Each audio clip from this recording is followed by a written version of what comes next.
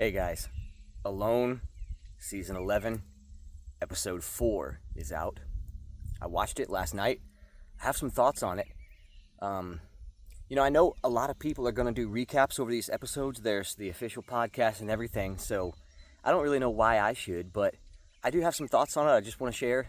Maybe some things that, as you look at the camera, as you look at what's portrayed on the screen, there's other feelings, other stuff going on for all the contestants during that time. I want to say a few things about that. But I've kind of started, spoiler alert, you know the drill. Watch the episode first. But I've kind of started a style with these things, I guess, where I say some random fact about nature or the wilderness the way I see it. And I see things in kind of a weird way. So this week's fact is this. Nature isn't kind. The wilderness isn't kind. Here's what I mean. I mean that you'll see a lot of people on screen talking about how they want to be in sync with nature, be in tune with the wild, with the earth and the land, and that it will take care of them, that they want to work with it rather than work against it. And that's all good, but I feel like it could give viewers the impression that if you work with nature, if you're kind to it, that nature will have some type of kindness, aroused towards you, that it will be like bring you a squirrel or coddle you in some way, that it will be easy. That's not the case. It won't. It doesn't happen that way. Nature won't coddle anyone. There's nothing innately kind about nature or about the wilderness. But what it does mean, if you're in tune, in sync with the land, if you're working with it, if you find its rhythms, and what I call it if your instincts are working for you, if they're honed in right, it means that the work that you do will pay off because you'll be working on the right thing. It means that your time won't be wasted. If your instincts are tuned, you'll still have to work. It'll still be hard, but it'll pay off. It'll come together for you. And, really, that's all that we can ask out of life anyways, is that our work for us. Nobody wants to be doing work fruitlessly, and we all only ask that our work actually works. So that's my random thought about nature for today. All right, I have a few things that I think all the contestants are feeling and thinking right now. I know I was at this time. This episode covers from day 8 to 14, I think. Week 2. So in week 2, firstly, you're looking at week 2 and you're noticing that we're having really good weather. And that surprised me. So by this time, week 2, I'm sitting there thinking, how is the weather still this good? I mean, it's like this, clear, sunny. When we were deployed there, it was nasty weather, just rainy and mucky, misty, and kind of getting cold. And I thought that the clear weather was done for the year. And so as week 2 rolled around and the weather was taking care of us, I just looked up at the sky and I was like, how is the weather still this good? Wow, thank you. And so also that yellow color that we're getting right now, week 2, it's perfect. It contains all the hunting feelings that there are. That's my favorite. That behind William in one scene, you'll see this blanket of yellow willows, and that is the best. I love that. Random thought. The hunching that everyone has to do at this point is something that's really, really stood out to me in week 2. I'll bet you everyone is feeling it. I noticed in the scene, Dusty kind of like work his lower back a little bit, and I remembered that because there's so much hunching that has to be done while you're out there. We don't realize that in our modern lives, we always sit on something. It's unnatural. We sit on chairs and benches and couches, and they're all the same height, and they're all flat with a back support, and there are caveman muscles in your lower back that are atrophied, and we don't realize that until we have to hunch. You have to hunch by your fire. You hunch while you're fishing, while you're washing, while you're cooking, while you're hunting. You're always hunching somewhere, and those hunch muscles, oh my goodness, they start to cry out about week 2, and they hurt, and then we realize we sit down too much in life, and so it takes a while to regain those caveman hunch muscles. It was a big deal. Like it'll tear you up when there's suddenly just nothing that we normally sit on. How many hours a day are you supported at that height and angle? You're losing all the other muscles. That's what I noticed. And I'll bet you everybody's feeling that. So, individually going over the contestants, I think that everybody's talking about the main points. Everybody's recap will have the main points, but I want to pick out a few things that maybe no one's talking about. So Dusty first. All of our hearts were just torn up for Dusty. We love Dusty. Everybody loves Dusty. That's probably a slogan now. And as he left, it was sad. But two things. I noticed a line Dusty said where he was starting to have stomach trouble, and he said, how'd he say it? He said, I'm not going to kill anything else until I've got this figured out. That really won my respect, you know. Dusty already had my respect, but it means he knows he's in a survival situation. He needs to kill. But if he kills a bunch of stuff right now and he can't eat for 3 days, then that stuff could all be wasted. He has respect. It means he has respect for the life and for the creatures that we have to live on out there. I really respected that. And the second thing Dusty said that really caught my attention is he said, as he had the sap bone in his hand, he said, I'm throwing away something that I can never get back. That really struck me because that is the real pressure and strain and terror of being on alone. Because it's a one-shot thing. You can't circle back around to it. There's no second tries. There's no do-overs. If anything goes wrong, if that narrow margin of error is crossed and you're gone, you never get it again. Never. And it's your dream. It's kind of like life. You know, when life is gone, you can't circle back around to it and just start it over. So that's a lot of pressure. And as Dusty said that, my heart really broke. I remember feeling that pressure, and I remember just seeing Dusty say that. And I just want to say to Dusty, if he were to listen, I would say, you didn't throw anything away, man. I think you have a very excellent rapport for the person and the man that you are being there. And I don't think you threw anything away. I think that you've got all of our admiration and respect. So I won't talk about William snaring all those birds with the stick. That blew my mind. It was awesome. But I want to try to pick out little things that no one really is talking about. I guess William, with the animal stealing food out of William's food cache, I don't know if it'll ever be able to be portrayed how difficult that is because of the issue of containers. In our modern lives, like chairs, I think that containers is that thing that we take for granted. And when you're suddenly devoid of any container that's tight, sealable, that little things can't get in, air, moisture, and stuff like that, you feel the loss of that so keenly. You have no idea how often we use that, especially when you're doing the things like for your body, you know, like for the food, stuff like that. Containers, it's where it's at.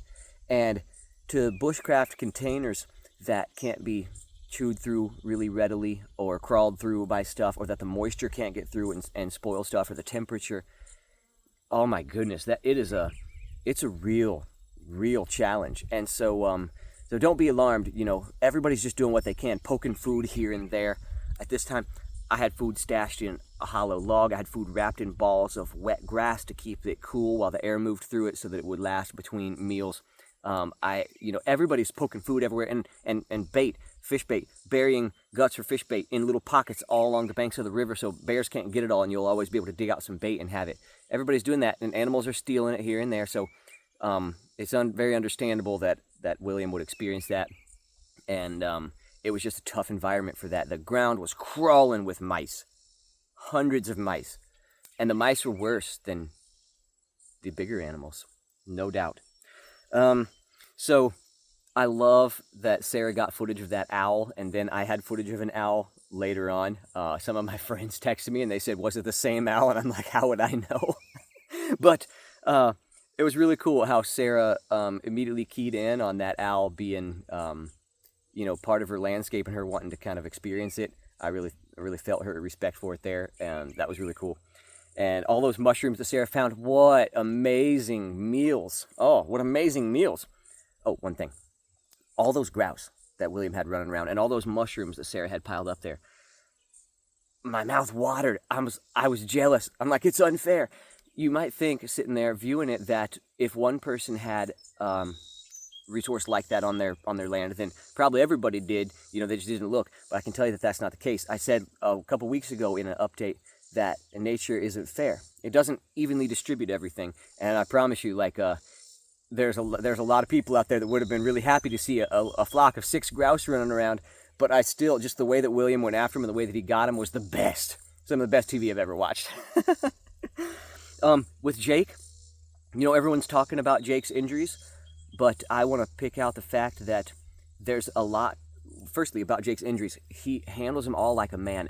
And what I love watching Jake go through this, it hurts me to see him go through it, but one thing I love is that he has this little expression that he gives as he's like wrapping up his burnt hand or doing something like that, and he just, his mouth kind of quirks sideways, and he just shrugs and looks and gives a little noise. And I love that expression he gives. It says a lot. Here's basically what it says. It says, I can't believe that happened. I don't normally do stuff like that when I'm camping. That will look dumb. Everyone's watching. It's embarrassing. I know I can get through it. This stuff happens. All of those things are wrapped up in that little expression. So I love that little expression that he gives. He just handles it like a man. And the second thing about Jake is this. There's a lot going on in Jake's life there that can't be showed because they're choosing footage to focus on. And here's what can't be showed. Successes. Jake's having a lot of successes out there as well. He's having a successful life while he's having this incident where he gets injured. So keep that in mind and hold that in your mind for all the contestants, is that whatever you see someone showed, there's a mistake or something, they're having a whole successful life as the context for that incident to be painted across. So that's good. And the episode ends on me at my camp.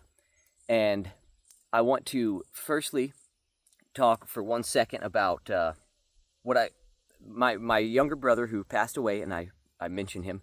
It was 2021, so it was just 2 years before the show started, and I don't know if it was my brain glitch or editing glitch or just what, but it said 2001, making it 20-something years ago, and he wouldn't have been born yet. He passed away at 19, and June 2021. So I don't know if my brain just glitched or if the editing glitched right there. So I don't know what happened, but 2021, brother.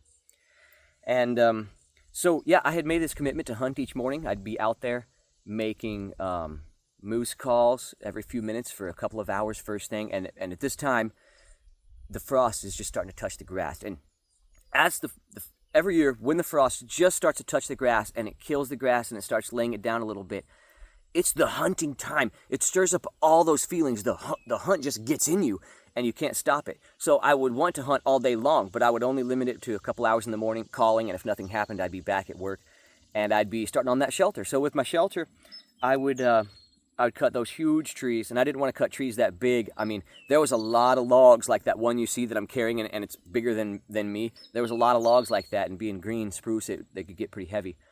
I didn't want to do that, but it was the resource, and I wanted a solid shelter. I really wanted to make something that was bulletproof, And but what I was afraid of is that making my shelter right now, I was afraid of making noise, because this is the hunting time, and every time my axe chops a tree, I'm thinking I could be driving moose away that I don't even see. My fire generating smoke all the time as I purify water and cook, and I'm thinking it's driving moose away. So that was stressing me out. All that noise and scent signature generation. And so that's why I kind of put off my shelter for a while. Now, about shelters, my choice was to go after food first and then build shelter later, because I don't believe that shelters can keep you safe from bears. Bear attacks don't really happen in your camp. A bear it's not really how it takes place, where a grizzly walks through your camp and sees you there in your sleeping bag, and he's like, oh, he doesn't have a shelter. I could get him. That's not really how it works. Bear attacks happen when you're out there busting through the bushes and you surprise each other and he eats your head off, That's how bear attacks kind of typically go with grizzlies. And so it was going to happen whether you had a shelter or not.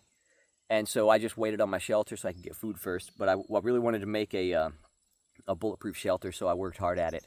And now that owl, crazy. It had been attacking me for 2 days. And every time I'd turn around, it would be right here with its talons. And I thought I was going to get a talon in my eye. At first, I thought that owl had a message for me, and I would try to follow it and be like, what's up? But then it just kept attacking me. And that's why you see me chuck a couple sticks at it. I mean, at first I liked the owl, but I thought he's going to get a talon in my eye. I got to drive him away a little bit.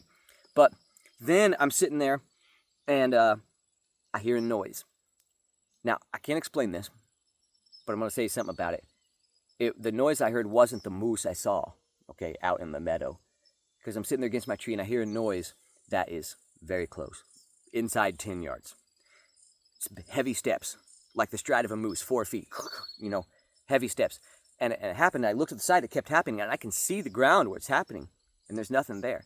But that caused me to go and turn and look way out across my meadow. Almost half mile away, I see a moose out there. So I can't explain that noise. Maybe it was a signal for me to go and look. But I can't explain that noise. But I looked really hard everywhere in that close area. There was no animal there. But I heard these heavy footfalls. So that was interesting and cool. But then I start the hunt, and I'm trying to skirt around because of where the wind is blowing. The wind's kind of quartering toward me on the right. So I want to skirt around my river. My river makes a big loop there, if you see from the drone shots. And down in the river channel, my noise and my movement would be obscured while I got around there. It all boiled down to if I beat the moose to his crossing point that he was heading to cross the river. If I didn't beat him there, I would lose him. And so that's why I was running like crazy. And turns out that the moose just stood there the whole time. So I beat it there easily, and I had time to slow down my heartbeat so I could try to get a steady shot. So that's why you see me kind of like slow myself up a little bit there. It's because I had time. That moose was still 200 yards away when I arrived. And that's what I do, one single call and start the hunt. And that's where the episode leaves us. So join us for episode 5. Don't forget. And I hope that all of you are enjoying the journey of this show as it comes out as much as my family and I. Especially Elliot enjoyed yesterday's episode. He loved it that his birthday was mentioned there. So keep enjoying it. Keep enjoying it. And maybe shoot some comments in there for stuff that you want me to talk about, because the stuff I talk about, I don't ever know if it's what people want me to talk about. So put some comments up.